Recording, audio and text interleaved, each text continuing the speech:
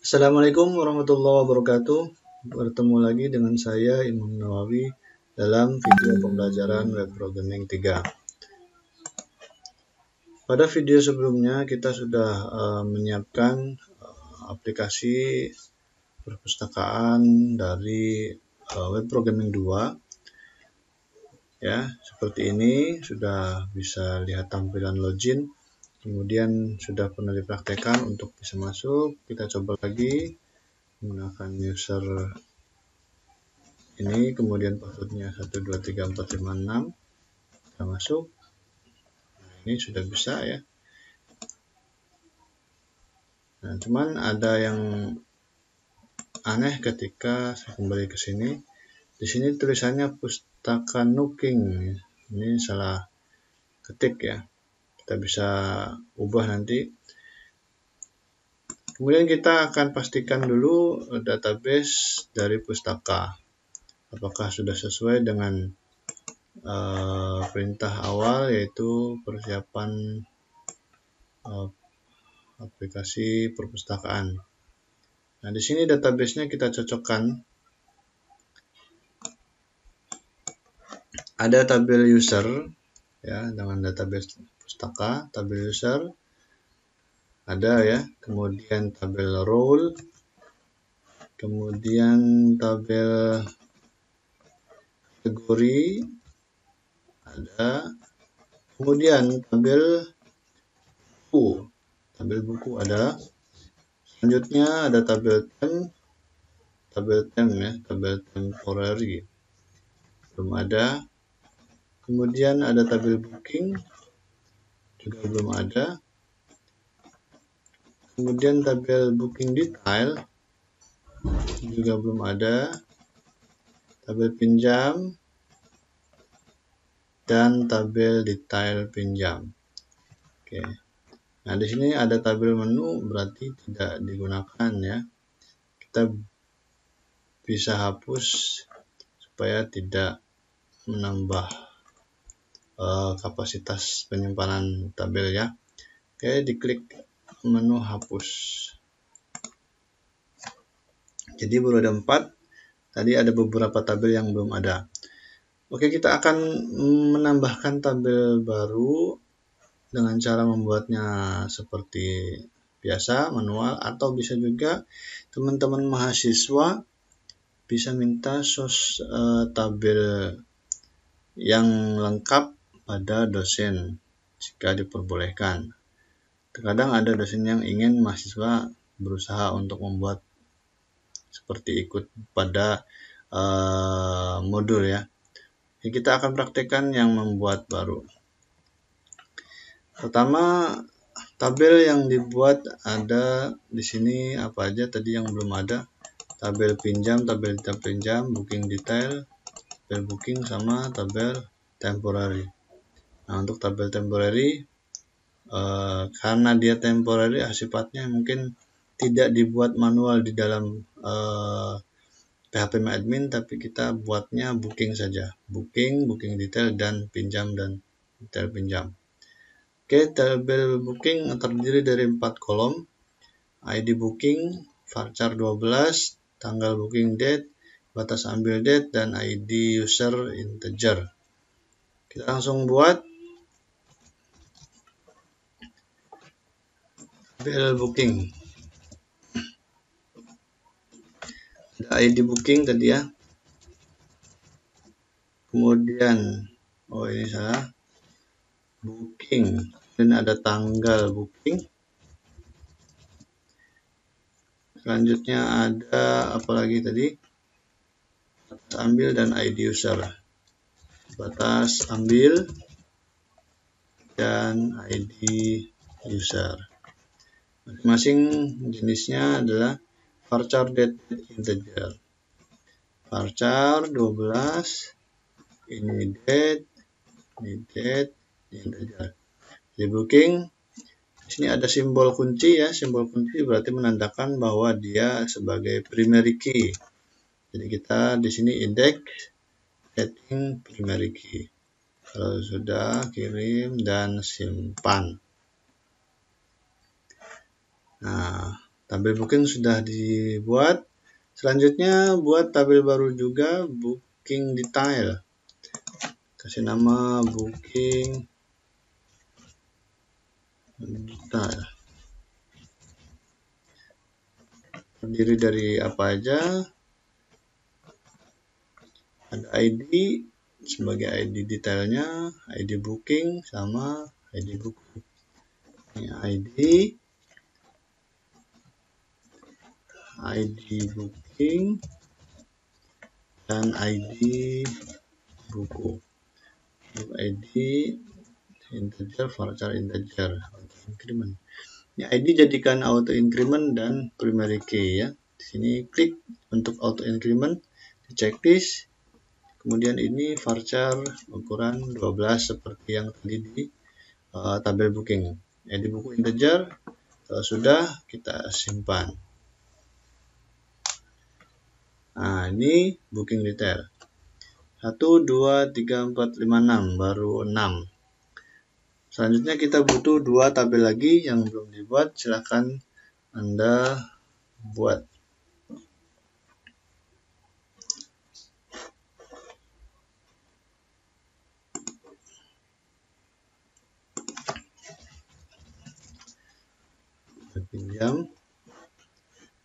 Nomor pinjam, ID booking, ID user.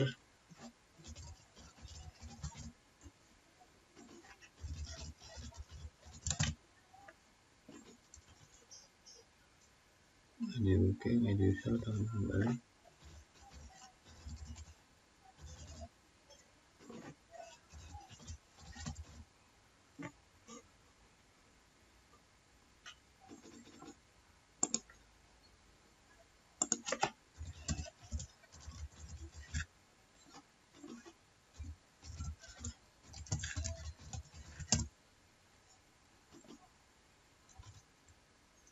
Status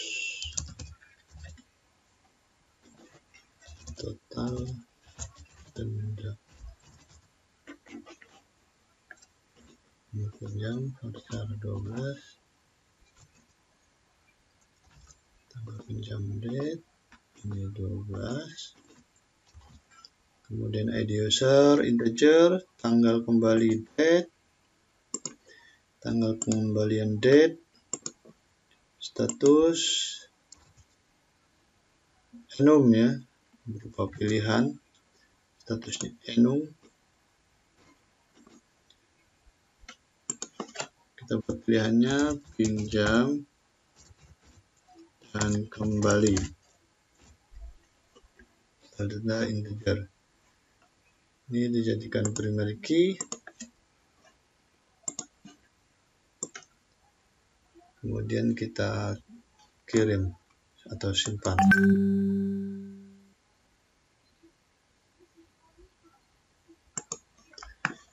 Terakhir kita buat detail pinjam.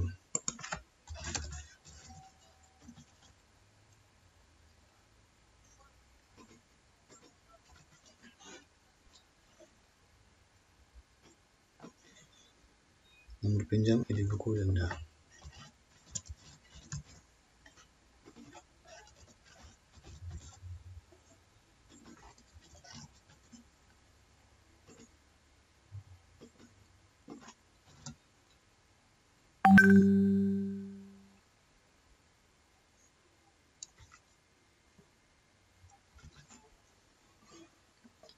Oke, di sini tidak ada primary key, tidak ada apa-apa, jadi kita langsung simpan. Nah, jadi sekarang sudah sama, booking detail, buku, detail pinjam, kategori pinjam, role user, tinggal temporary kita nanti di belakang buatnya ketika, karena dia akan dibuat di script ya. Oke.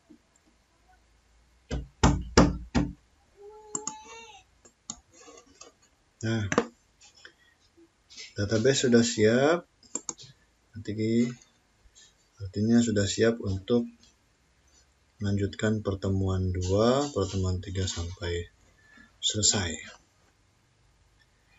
Nah, di sini kita lihat Persiapan aplikasi sudah bisa lanjutkan.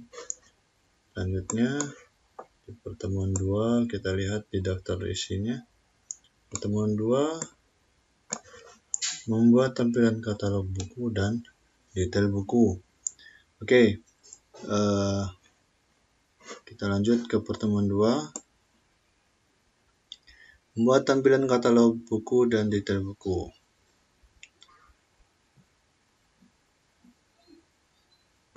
Nah, ini tampilan katalog buku yang diinginkan seperti ini. Ada navigasi di bagian atas, kemudian ada tampilan buku yang bisa di booking, kemudian di masing-masing buku ada tombol booking dan detail, ya, tombol booking dan detail. Kita buka code ignitornya di sini.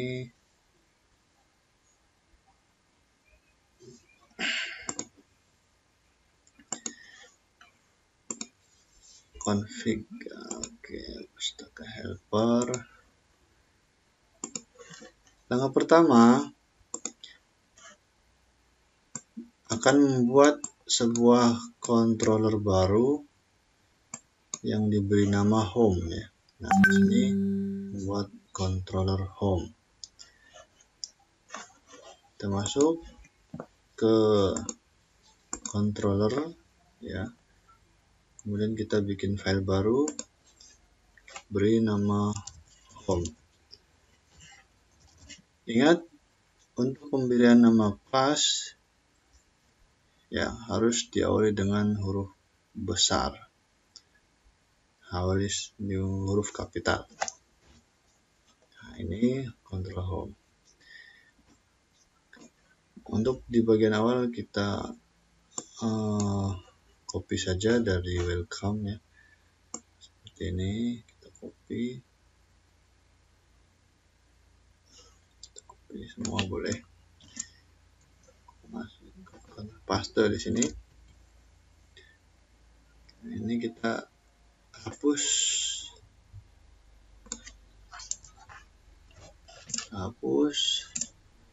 kemudian kita ubah nama kelasnya jadi home.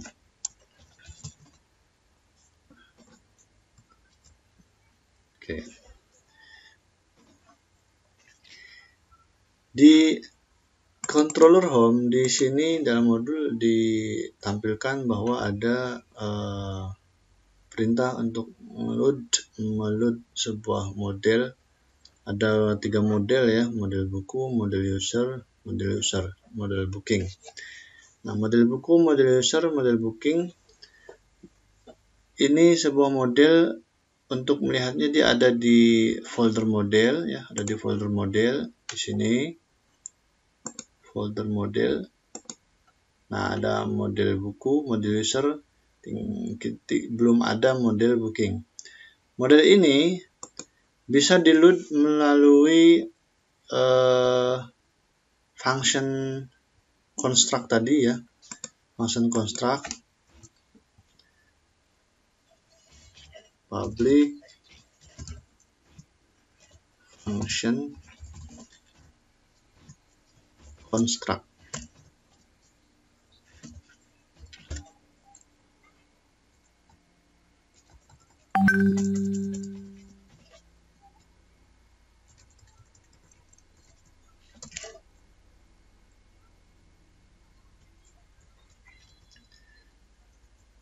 Function construct, ya.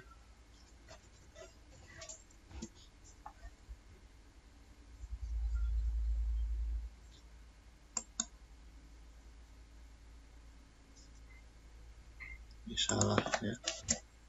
Function construct.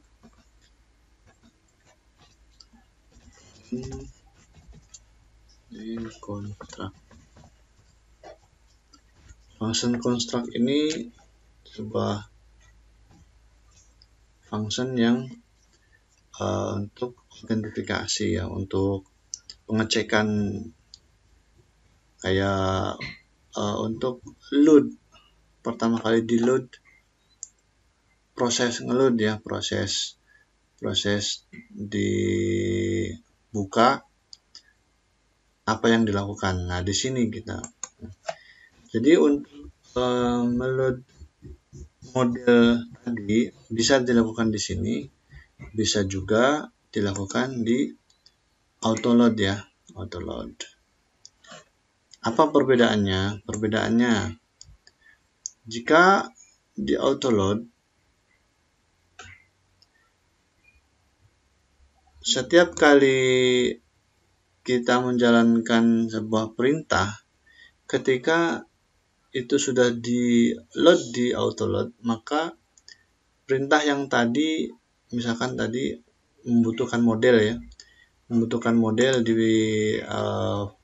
class home ini membutuhkan model, tapi model-model yang tadi, buku, user, dan booking sudah di load di autoload, maka tidak perlu lagi di load di sini. Dan setiap halaman atau setiap kelas atau setiap controller yang membutuhkan model tadi tidak perlu ngeload. Jadi cukup satu kali di load di autoload. Apa? Ada istilahnya ada keutamaan, ada kelemahan, dan ada keunggulannya ya masing-masing. Jika di autoload itu di load model-model di autoload, dia enaknya yaitu tadi, setiap kali kita membuat kelas tidak perlu ngeload lagi. Tapi ketika kekurangannya, ketika kita tidak membutuhkan model atau library yang kita ingin gunakan, padahal kita tidak mau pakai gitu, tapi tetap di load. Nah, itu lumayan untuk mempengaruhi kecepatan, kelambatan dari cepat lambatnya akses sebuah program. Nah, sedangkan kalau di load di sini, risikonya ya setiap kali ada membuat kelas dan membutuhkan model-model itu, maka kita harus meload lagi atau memuat lagi di setiap controller, di setiap kelas. Tapi enaknya kalau kita tidak membutuhkan sebuah model yang di load tadi, kalau tidak membutuhkan berarti ya nggak perlu di load. Jadi untuk akses cepat lambatnya lumayan ringan karena yang di load hanya model-model yang dibutuhkan saja gitu. Oke. Lanjut. Di sini akan load model buku, model user. Nah, jadi model booking nanti akan dibuat. Load this,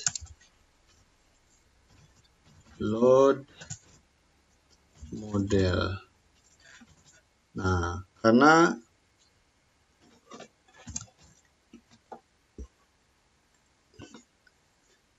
di sini kita lihat autoload untuk model ini sebuah array ya. Jadi di sini ada load model user dan model buku, ada. Kita juga bisa tanpa harus meloadnya di sini karena dia sebuah array. Jadi kita untuk meload di sini pun harus dibuat array ya, array karena parameternya dalam bentuk array. Jadi kalau untuk array itu bisa menggunakan kata array, baru isikan ya, isinya dipisah dengan koma seperti ini. Atau bisa juga tidak menggunakan kata array tapi langsung dibuat seperti ini. Ini artinya array juga ya. Misalkan model user, bisa koma juga sama model buku. Nah, seperti ini. Selanjutnya di indeks, di sini membuat variabel array juga yang isinya judul, elemennya ya, judul sama buku. Nah, judul berisi katalog buku. Judul ini nanti ditampilkan di halaman atau di title-nya ya, di title-nya. Jadi supaya bisa berubah-ubah tuh, makanya dibuat sebuah variabel. Oke, lanjut. Di sini kita ubah, membuat sebuah variabel data bertipe array.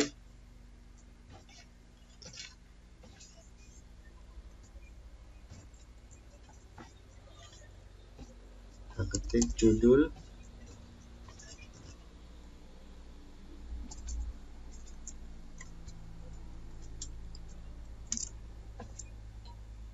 katalog.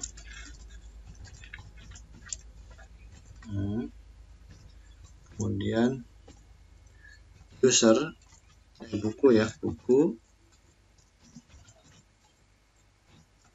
dengan memanggil metode yang ada di model buku, get buku.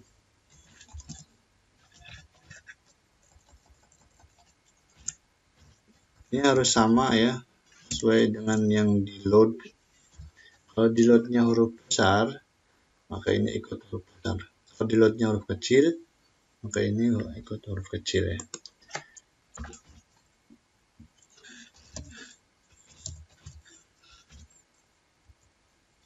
Get buku. Nah, kita tentukan tipenya result.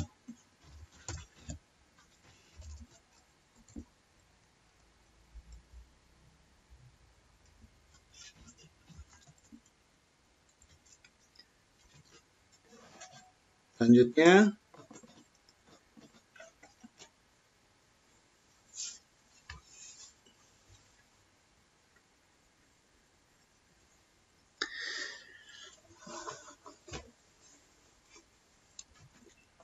nah ini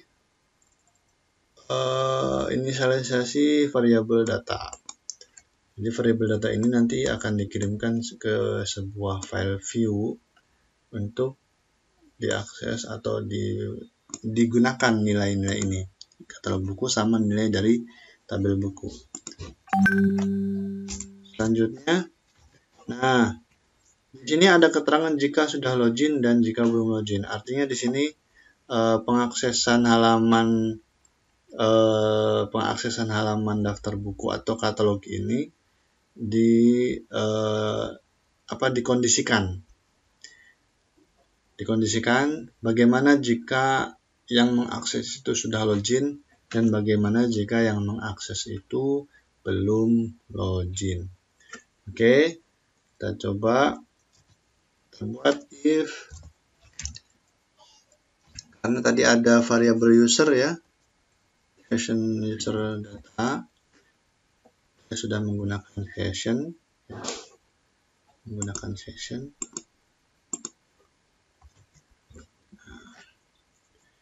if this session user data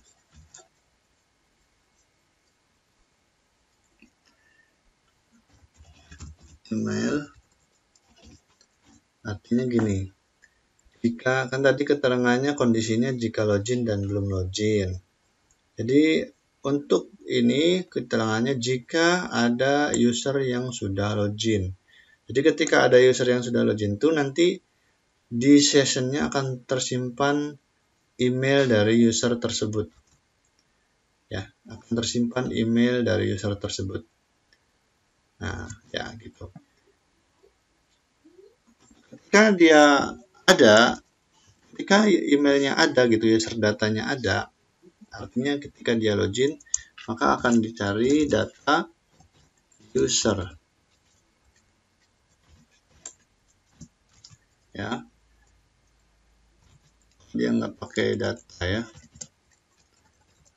berarti nanti akan langsung digunakan, tidak perlu dikirim. Tidak perlu dikirim atau diparsing.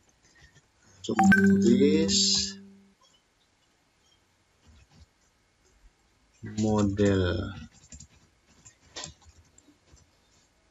user data, melakukan pengecekan data, apakah ada user tersebut gitu ya. Di sini dengan kondisi where ya, Ini kalau seperti ini berarti ada where.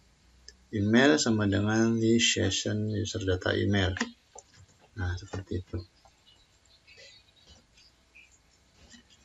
Email sama dengan this session user data. User datanya berupa email.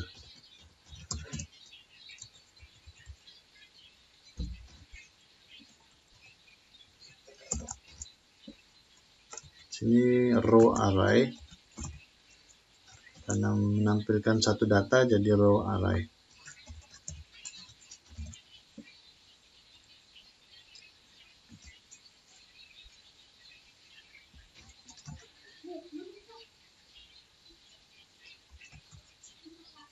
String data ini user.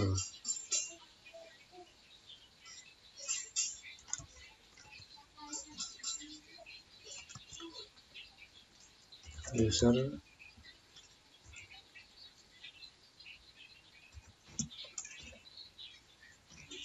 kasih user nama, ambil dari tabel ya, nama. Ambil dari sini. Nah, jadi ini mengambil data dari tabel, kemudian untuk dimasukkan ke variabel user, nama dari user tersebut, nama dari user yang tadi melakukan login. Kemudian baru load view atau tampilan-tampilan yang akan ditampilkan. Ini ada header, ada modal, ada daftar buku, footer. Ini belum kita buat semua ya, belum kita buat, belum buat daftar buku, belum buat header, belum buat modal, dan belum buat footer. Kita load aja dulu. This load view. Load view templates strip user header. Jadi nanti kita buat variabel di variabel template. Jangan lupa pakai petik template user header. Pastikan harus sama template pakai template strip user ya. Nah, ini untuk mengirimkan datanya ketik data. Nah, ini berarti dikirimkan ke view header datanya. Jadi nanti di view header kita bisa mengakses nilai yang ada di dalam data ini. Berarti nilainya apa? User gitu. Nah, untuk bawahnya karena bentuknya sama di load view, jadi kita mudah nih, tinggal tekan tombol shift kalau menggunakan Visual Studio Code ya, shift alt panah bawah. Nah, untuk duplikatnya tinggal diganti isi dari petik ya. Ini buku, daftar buku, template user modal, footer. Berarti yang berbeda cuman ini. Buku, daftar buku. Ini modal, dan yang ini footer. Nah, semua ini belum ada ya, belum dibuat. Ini baru kita buat ini saja. Nah, yang bawahnya ya sama dengan yang atas. Berarti kita tinggal bikin else-nya dulu, else. Kemudian kita blok dulu nih, blok shift alt bawah, baru shift-nya dilepas, tekan alt saja, kita pindah ke bawah. Nah, itu lebih gampang. Ya, ini yang sudah login, ini yang belum login, berarti ini kita ganti jadi pengunjung ya, pengunjung.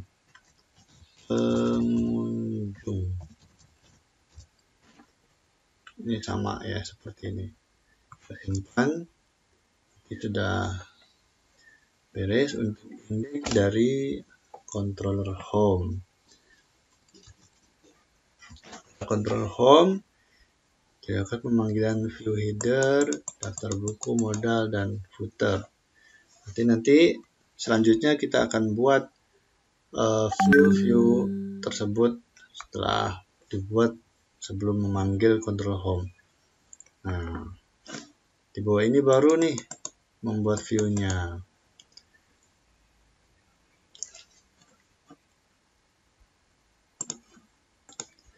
Oke, sebelum lanjut membuat view, mungkin kita cukupkan sampai di sini dulu video kali ini karena biar tidak terlalu panjang. Nah, saya ucapkan terima kasih. Assalamualaikum warahmatullahi wabarakatuh. Sampai jumpa di video selanjutnya.